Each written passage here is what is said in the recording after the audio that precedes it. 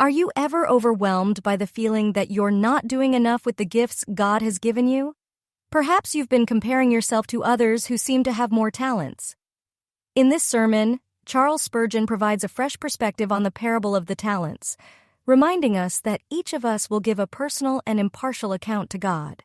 Stay tuned and discover how even the smallest talents, when used faithfully, can earn the same reward as the greatest. The 2 talents. A sermon delivered on Sabbath morning, January 31st, 1858, by the Reverend C. H. Spurgeon at the Music Hall, Royal Surrey Gardens. He also that had received 2 talents came and said, Lord, thou deliveredst unto me 2 talents.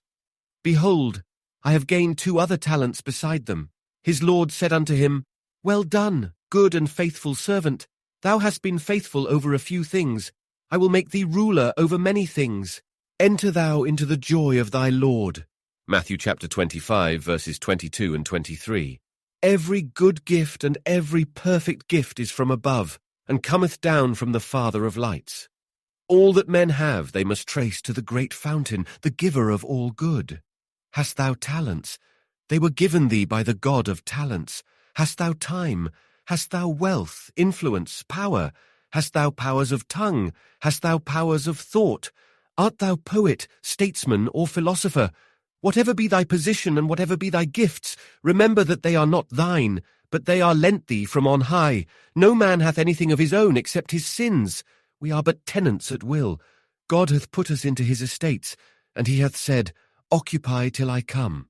Though our vineyards bear never so much fruit, yet the vineyard belongs to the king, and though we are to take the 100 for our hire, yet King Solomon must have his 1,000. All the honor of our ability and the use of it must be unto God, because he is the giver. The parable tells us this very pointedly, for it makes every person acknowledge that his talents come from the Lord.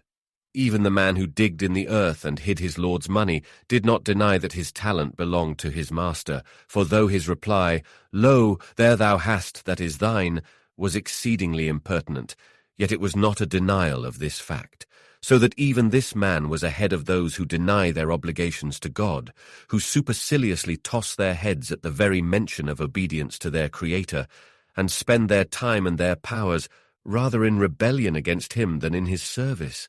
Oh, that we were all wise to believe and to act upon this most evident of all truths, that everything we have received from the Most High. Now there are some men in the world who have but few talents. Our parable says, One had 5 and another 2.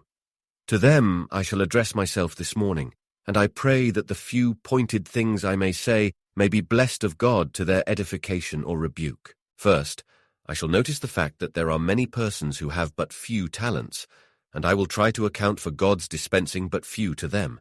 Secondly, I shall remind them that even for these few talents they must be brought to account. And thirdly, I shall conclude by making the comforting observation that if our few talents be rightly used, neither our own conscience nor our Master's judgment shall condemn us for not having more. First, then, God has made some men with few talents. You very often hear men speak of one another as if God had made no mental differences at all. One man finds himself successful, and he supposes that if everyone else could have been as industrious and as persevering as himself, everyone must necessarily have been as successful. You will often hear remarks against ministers who are godly and earnest men, but who do not happen to have much attracting power, and they are called drones and lazy persons, because they cannot make much of a stir in the world.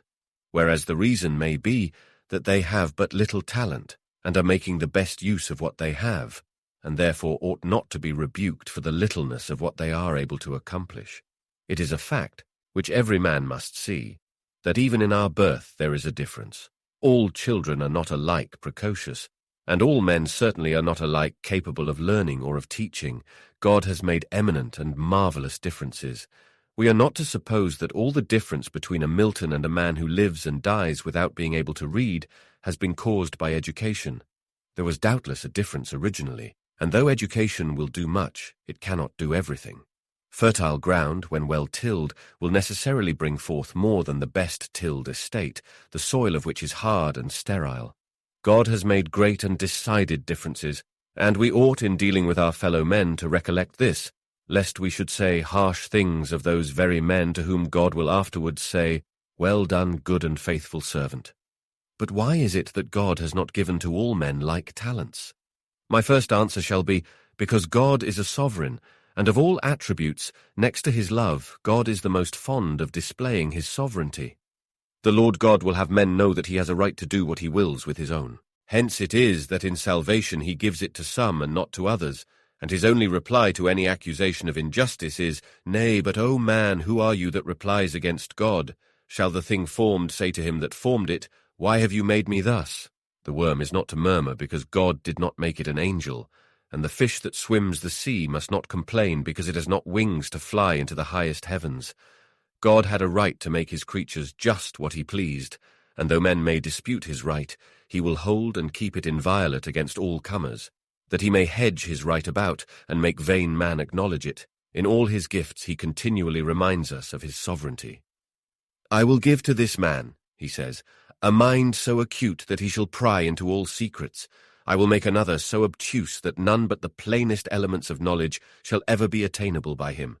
I will give to one man such a wealth of imagination that he shall pile mountain upon mountain of imagery till his language seems to reach to celestial majesty. I will give to another man a soul so dull that he shall never be able to originate a poetic thought. Why this, O God?" The answer comes back, "Shall I not do what I will with mine own?" So then, the children being not yet born, neither having done good or evil, that the purpose of God according to election might stand, it was written, "The elder shall serve the younger."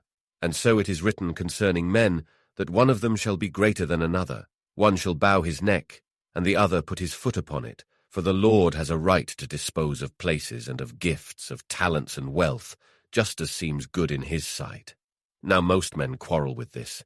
But mark, the thing that you complain of in God is the very thing that you love in yourselves.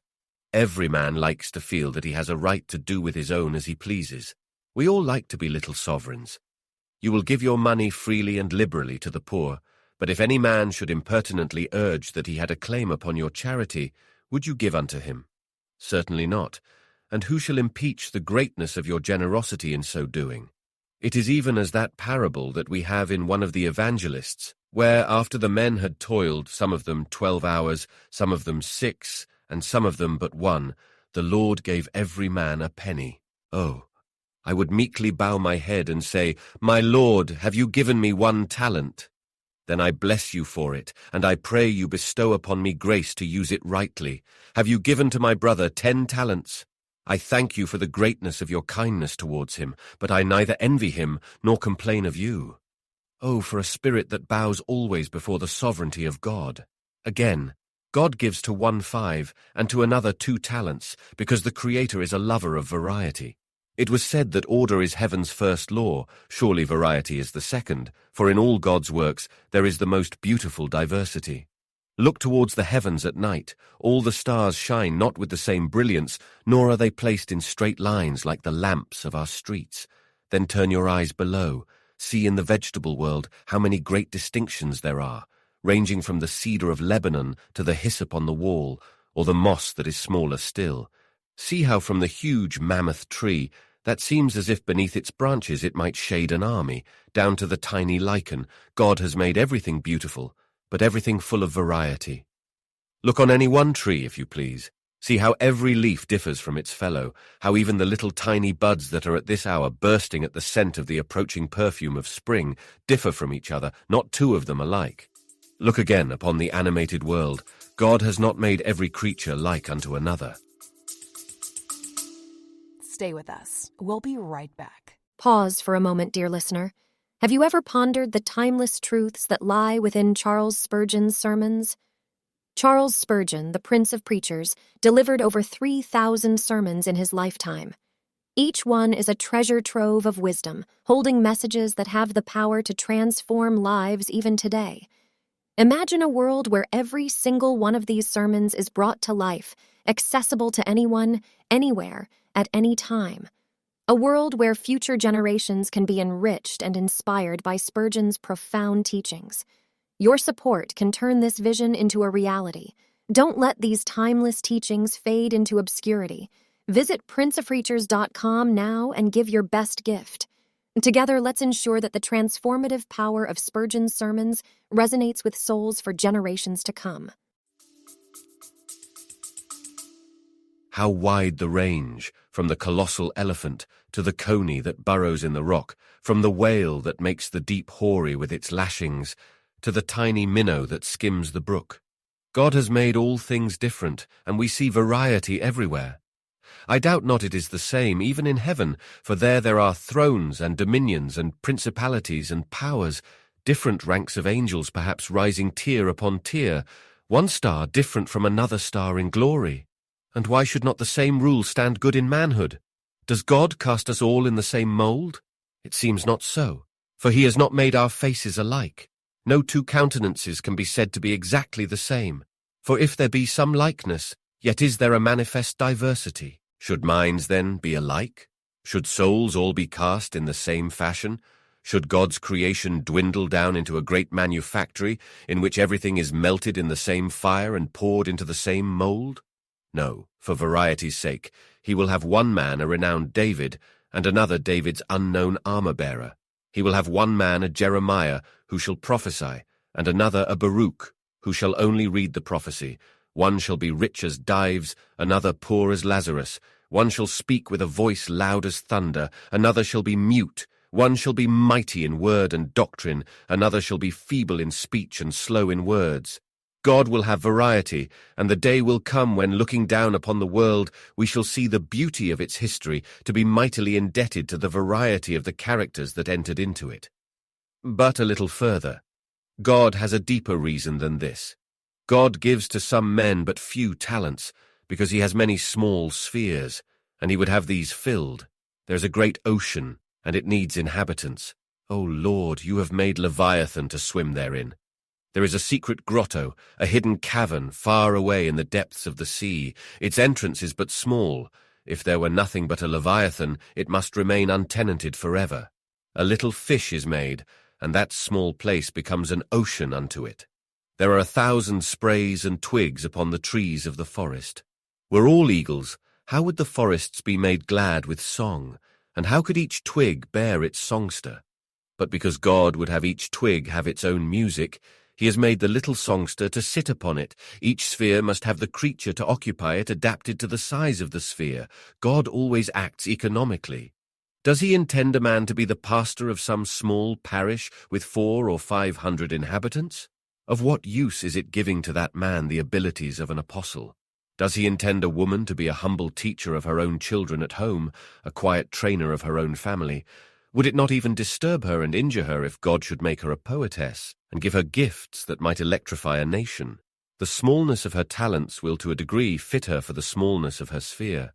There is some youth who is quite capable of assisting in a ragged school. Perhaps if he had a higher genius he might disdain the work, and so the ragged school would be without its excellent teacher. There are little spheres, and God will have little men to occupy them. There are posts of important duty, and men shall be found with nerve and muscle fitted for the labor. He has made a statue for every niche, and a picture for every portion of the gallery. None shall be left vacant, but since some niches are small, so shall be the statuettes that occupy them. To some he gives 2 talents, because 2 are enough, and 5 would be too many. Once more, God gives to men 2 talents, because in them very often he displays the greatness of his grace in saving souls. You have heard of a minister who was deeply read in sacred law. His wisdom was profound, and his speech graceful. Under his preaching, many were converted. Have you never heard it not quite said, but almost hinted, that much of his success was traceable to his learning and to his graceful oratory? But on the other hand, you have met with a man, rough in his dialect, uncouth in his manners, evidently without any great literary attainments. Nevertheless, God has given that man the one talent of an earnest heart. He speaks like a son of thunder. With rough, stern language, he denounces sin and proclaims the gospel. Under him, hundreds are converted. The world sneers at him. I can see no reason for all this, says the scholar. It is all rubbish, cant. The man knows nothing. The critic takes up his pen, nibs it afresh, dips it in the bitterest ink he can find, and writes a most delightful history of the man, in which he goes so far as to say, not that he sees horns on his head, but almost everything but that. He is everything that is bad, and nothing that is good. He utterly denounces him. He is foolish, he is vain, he is base, he is proud, he is illiterate, he is vulgar. There was no word in the English language that was bad enough for him, but one must be coined. And now what says the church? What says the man himself? Even so, O Lord, now must the glory be unto thee forever, inasmuch as thou hast chosen the base things of this world, and the things that are not, to bring to naught the things that are.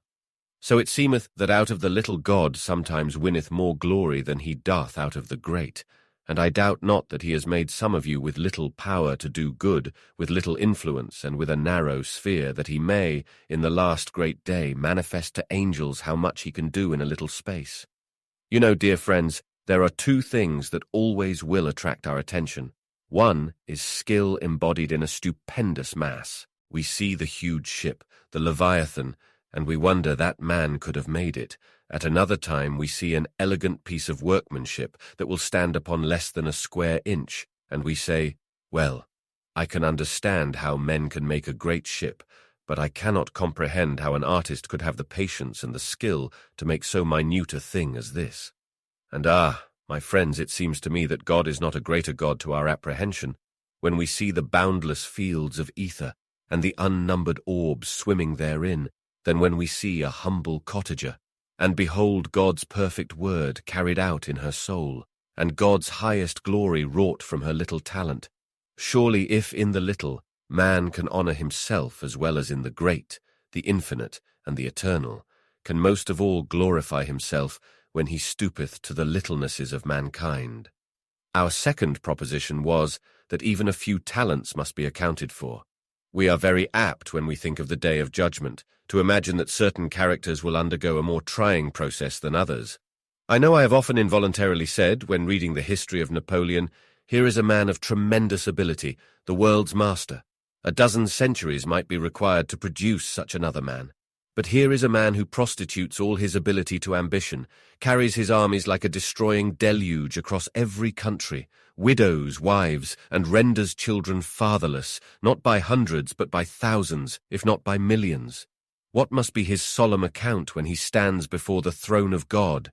Shall not the witnesses rise up from the fields of Spain, of Russia, of Italy, of Egypt, of Palestine, and accuse the man who, to gratify his own bold ambition, led them to death? But will you please to remember that though Napoleon must be a prisoner at the bar, each of us must stand there also.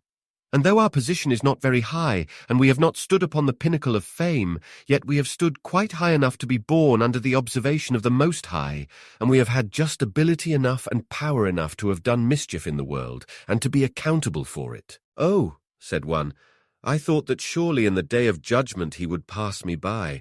I have been no Tom Paine. I have not been a leader amongst low and vulgar infidels. I have been no murderer. I have not been a prince among sinners. I have not been a disturber of the public peace. What few sins I have committed have taken place quietly. Nobody has heard of them. I don't think my bad example has gone far. Perhaps my children have not been much blessed by my behavior, but nevertheless, mine has been a very small quantum of mischief, too small to have poisoned anyone beside myself. I have been on the whole so tolerably moral that though I cannot say I have served God, yet my defalcations from the path of duty have been slight indeed. Truly, friends, you may think yourselves never so little, but your making yourselves insignificant will not excuse you. You have had but little entrusted to you, then the less trouble for you to make use of your talents. The man who has many talents requires much hard labor to use them all. He might make the excuse that he found 5 talents too many to put out in the market at once. You have only one. Anybody can lend out his one talent to interest. It will cost you but little trouble to apply that, and inasmuch as you live, and inasmuch as you die without having improved the one talent, your guilt will be exceedingly increased by the very fact that your talent was but little, and consequently the trouble of using it would have been but little too. If you had but little, God required but little of you. Why then did you not render that? If any man holds a house at a rental of £1 a year, let it be never so small a house for the money. If he brings not his rent, there is not one half the excuse for him that there would be if his rent had been £100, and he had failed to bring it. You shall be the more inexcusable on account of the little that was required of you. Let me then address you, and remind you that you must be brought to account. Remember, my hearer, that in the day of judgment your account must be personal. God will not ask you what your church did. He will ask you what you did yourself. Now there is a Sunday school. If God should try all members of the church in a body, they would each of them say, "O Lord, as a body we had an excellent Sunday school and had many teachers," and so they would excuse themselves. But no, one by one, all professors must come before him. "What did you do for the Sunday school?" "I gave you a gift for teaching children." "What did you do?" "Oh Lord, there was a Sunday school." "That has nothing to do with it. What did you do?" "You are not to account now for the company with which you were united, but for yourself as an individual." "Oh," says one, "there were a number of poor ministers. I was at the Surrey Hall, and so much was done for them." "No. What did you do?" "You must be held personally responsible for your own wealth, for your own ability." "Well," says one, "I am happy to say there is a great deal more preaching now than there used to be. The churches seem to be roused." "Yes, sir, and you seem to take part of the credit to yourself. Do you preach more than you used to? You are a minister. Do you make any greater efforts? Remember, it is not what your brethren are doing, but it is what you do that you will be called to account for at the bar of God. And each one of you will be asked this question, what have you done with your talent? All your connection with churches will avail you nothing. It is your personal doings, your personal service towards God that is demanded of you as an evidence of saving grace. And if others are idle, if others pay not God his due, so much the more reason why you should have been more exceedingly diligent in doing so yourself. Recollect again that your account will have to be particular. God will go into all the items of it. At the day of judgment, you will not have to cast up a hurried account in the gross, but every item shall be read. Can you prove that? Yes. For every idle word that man shall speak, he shall be brought unto account at the day of judgment. Now it is in the items that men go astray. Well, says one, if I look at my life in the bulk, I am not very much ashamed. But it is those items, those little items, they are the troublesome part of the account that one does not care to meddle with. Do you know that all yesterday was made up of littles? And the things of today are all little, and what you do tomorrow will all be little things. Just as the tiny shells make up the chalk hills, and the chalk hills together make up the range, so the trifling actions make up the whole account, and each of these must be pulled asunder separately. You had an hour to spare the other day. What did you do? You had a voice. How did you use it? You had a pen. You could use that. How did you employ it? Each particular shall be brought out, and there shall be demanded an account for each one. Oh, that you were wise, that you did not ignore this matter, but would take every note in the music of your behavior, and seek to make each note in harmony with its fellow, lest after all the psalm of your life may prove to be a hideous discord. Oh, that those of you who are without God would remember that your life is assuredly such, that the trial of the last great day must end in your condemnation. Again, that account will be very exact, and there will be no getting off without those little things. Oh, they were a few peccadilloes and very small matters indeed. I never took stock of them at all, but they will all be taken stock of then. When God comes to look into our hearts at last, he will not only look at the great but at the little. Everything will be seen into, the penny sins as well as the pound iniquities. All must be brought against us, and an exact account given. Again, remember, in the last place upon this point, that the account will be very impartial at the day of judgment, when all will be tried without any reference to their station. The prince will be summoned to give an account of his talents, and side by side must stand his courtier and his slave.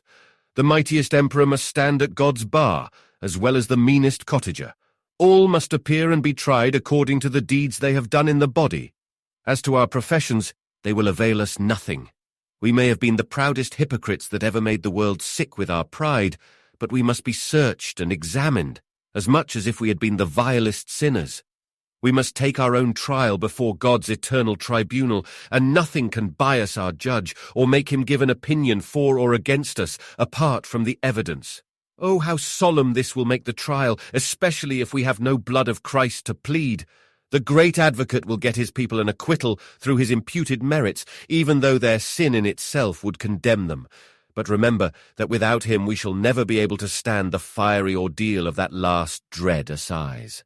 Well, said an old preacher, when the law was given, Sinai was on a smoke, and it melted like wax. But when the punishment of the law is given, the whole earth will quake and quail. For who shall be able to endure the day of the Lord, the day of God's fierce anger? The last point is, if by divine grace, and it is only by divine grace that this can ever be accomplished, our 2 talents be rightly used, the fact that we had not 5 will be no injury to us. You say, when such a man dies who stood in the midst of the church, a triumphant warrior for the truth, the angels will crowd to heaven's gates to see him, for he has been a mighty hero, and done much for his master. A Calvin or a Luther, with what plaudits shall they be received? Men with talents who have been faithful to their trust. Yes, but know ye not that there is many a humble village pastor whose flock scarcely numbers 50, who toils for them as for his life, who spends hours in praying for their welfare, who uses all the little ability he has in his endeavour to win them to Christ? And do ye imagine that his entry into heaven shall be less triumphant than the entry of such a man as Luther? If so, ye know not how God dealeth with his people. He giveth them rewards, not according to the greatness of the goods with which they were entrusted, but according to their fidelity thereunto. And he that hath been faithful to the least shall be as much rewarded as he that hath been faithful in much. I want you briefly to turn to the chapter to see this. You will note first that the man with 2 talents came to his Lord with as great a confidence as the man that had 5. And he said, Lord, thou deliveredst unto me 2 talents. Behold, I have gained 2 talents beside them. I will be bound to say that while that poor man with the 2 talents was trading with them, he frequently looked upon his neighbor with the 5 talents and said, Oh, I wish I could do as much as he is doing. See now, he has 5 talents to put out, and how much interest he has coming every year. Oh, that I could do as much. And as he went on, he often prayed, O my Lord, give me greater ability and greater grace to serve thee, for I long to do more. And when he sat down to read his diary, he thought, this diary does not tell much. There is no account of my journey through 50 counties. I cannot tell how I have travelled from land to land, as Paul did, to preach the truth. No, I have just had to keep in this parish, and been pretty well starved to death, toiling for this people, and if I have added some 10 or a dozen to the church, that has been a very great deal to me. Why, I hear that Mr. So-and-so was privileged to add 200 or 300 in a year. Oh, that I could do that! Surely when I go to heaven I shall creep in at the door somehow, while he by grace will be enabled to go boldly in, bringing his sheaves with him. Now stop, poor little Faith, stop. Your master will not deal thus with you. When you shall come to die, you will through his grace feel as much confidence in dying with your 2 well-used talents as your brother with his 10, for you will, when you come there, have your Lord's sweet presence, and you will say, I am complete in Christ. Christ's righteousness covers me from head to foot, and now in looking back upon my past life, I can say, Blessed be his holy name. It is little that I could do, but I have done as much as I could for him. I know that he will pardon my defects and forgive my miscarriages, and I shall never look back upon my humble village charge without much joy that the Lord allowed me to labour there. And, I think that man will have even a richer commendation in his own conscience than the man who has been more publicly applauded, for he can say to himself, after putting all his trust in Christ, Well, I am sure I did not do this for fame, for I blushed unseen. I have lost my sweetness on the desert air. No one has ever read my deeds. What I did was between myself and my God, and I can render up my account to him and say, Lord, I did it for you, and not to honour myself. Yes, friends, I might tell you now of many a score of earnest evangelists in this our land who are working harder than any one of us, and yet win far less honour. Yes, and I could bring you up many a score of city missionaries whose toil for Christ is beyond all measure of praise, who never get much reward here, nay, rather meet with slights and disrespect. You see the poor man's start as soon as he goes from his place of worship today. He has got 3 hours this afternoon to go and spend among the sick, and then you will see him on Monday morning. He has to go from house to house, often with the door slammed in his face, often exposed to mobs and drunken men, sometimes jeered and scoffed at, meeting with persons of all religious persuasions and of no persuasion. He toils on. He has his little evening meeting, and there he gets a little flock together and tries to pray with them, and he gets now and then a man or a woman converted. But he has no honor. He just takes him off to the minister, and he says, "Sir, here is a good man. I think he is impressed. Will you baptize him and receive him into your church?" The minister gets all the credit of that, but as for the poor city missionary, there is little or nothing said of him. There is perhaps just his name, Mr. Brown or Mr. Smith, mentioned sometimes in the report, but people do not think much of him, except perhaps as an object of charity they have to keep, whereas he is the man that gives them the charity, giving all the sap and blood and marrow of his life for some poor £60 a year, hardly enough to keep his family above want. But he, when he dies, my friend, shall have no less the approval of his conscience than the man who was permitted to stand before the multitudes and raise the nation into excitement on account of religion.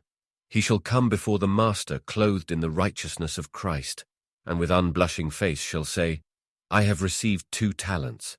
I have gained beside them 2 talents more." Furthermore, and to conclude, you will notice there was no difference in his master's commendation, none in the reward.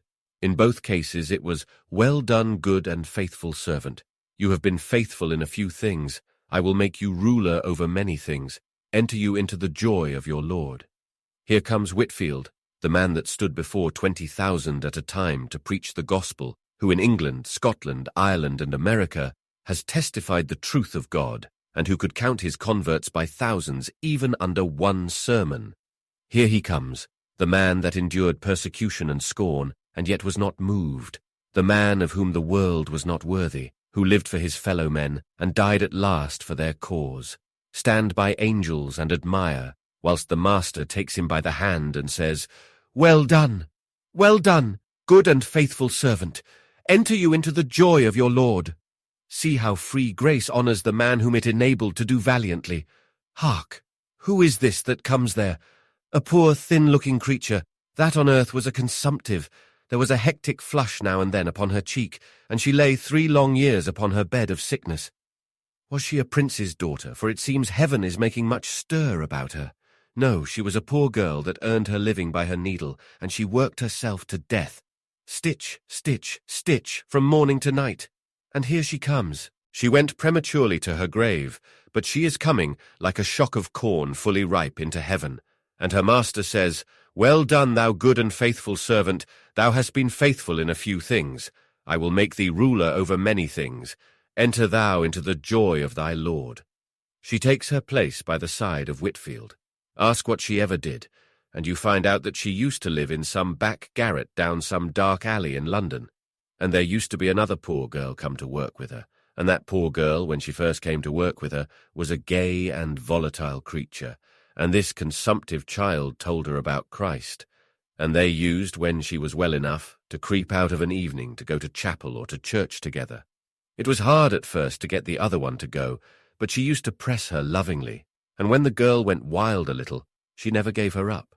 She used to say, "Oh, Jane, I wish you loved the Saviour." And when Jane was not there, she used to pray for her, and when she was there, she prayed with her, and now and then, when she was stitching away, read a page out of the Bible to her, for poor Jane could not read. And with many tears she tried to tell her about the Saviour who loved her and gave himself for her. At last, after many a day of hard persuasion, and many an hour of sad disappointment, and many a night of sleepless, tearful prayer, at last she lived to see the girl profess her love to Christ, and she left her and took sick, and there she lay till she was taken to the hospital, where she died. When she was in the hospital, she used to have a few tracts, and she used to give them to those who came to see her. She would try, if she could, to get the women to come round, and she would give them a tract. When she first went into the hospital, if she could creep out of bed, she used to get by the side of one who was dying, and the nurse used to let her do it, till at last she got too ill, and then she used to ask a poor woman on the other side of the ward, who was getting better and was going out, if she would come and read a chapter to her. Not that she wanted her to read to her on her own account, but for her sake, for she thought it might strike her heart while she was reading it. At last this poor girl died and fell asleep in Jesus, and the poor consumptive needlewoman had said to her, "Well done." And what more could an archangel have said to her? She hath done what she could. See then, the Master's commendation and the last reward will be equal to all men who have used their talents well. Ah, if there be degrees in glory, they will not be distributed according to our talents, but according to our faithfulness in using them.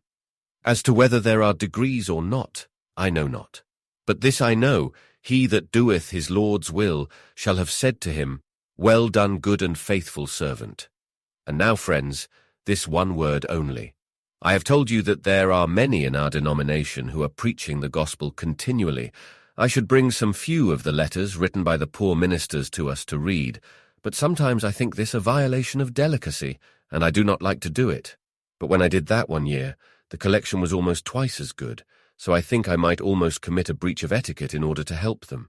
However, I can solemnly assure you that if there is poverty anywhere, it is to be found among the ministers in the Baptist churches, and I am sorry to say that one cause of it is the fault of the people themselves. They are so little in the habit of giving that their ministers are starved.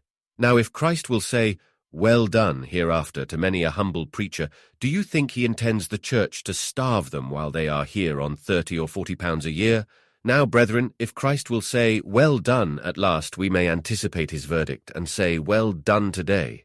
And can we better say, "Well done," than by unmuzzling the ox that treadeth out the corn, and give these poor ministers something out of our own wealth, as God may help us, that their necessities may be supplied?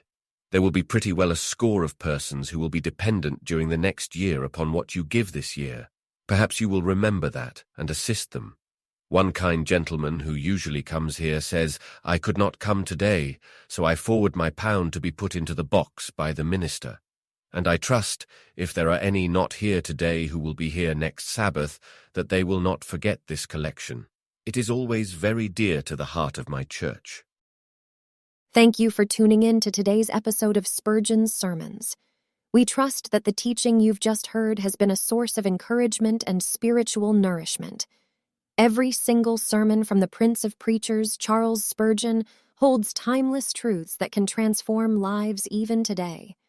Imagine the impact of bringing more than 3,000 of Spurgeon's sermons to life through this daily podcast. Your generous support can make this vision a reality.